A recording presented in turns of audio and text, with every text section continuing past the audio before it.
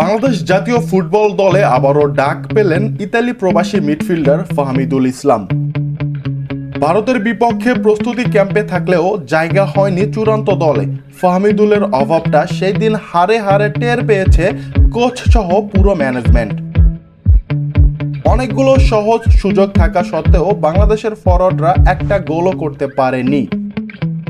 কিন্তু এবার আর সেই ভুলটা করতে চায় না বাংলাদেশ ফুটবল ফেডারেশন। এজন্য ভুটান ও সিঙ্গাপুরের বিপক্ষে ম্যাচ সামনে রেখে তাকে ফের দলে চেয়েছে বাংলাদেশ ফুটবল ফেডারেশন।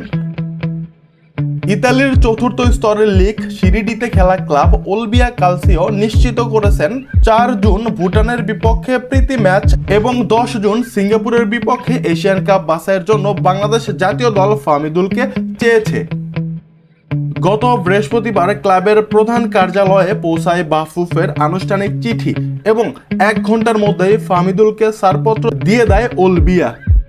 ক্লাব জানিয়েছে তারা গর্বিত তাদের খেলোয়াড় আন্তর্জাতিক মঞ্চে প্রতিনিধিত্ব করবে। তবে এর আগে 25 মার্চ ভারতের বিপক্ষে ম্যাচের জন্য সৌদি আরবে প্রস্তুতি ক্যাম্পে অংশ নিলেও চূড়ান্ত স্কোয়াডে জায়গা পাননি ফাহমিদুল। কোচ হাবিয়ার কাব্রেরার এমন সিদ্ধান্তে ক্ষুব্ধ হয়েছিলেন অনেক ভক্ত এবং নানা রকম বিতর্ক জন্ম দিয়েছিল।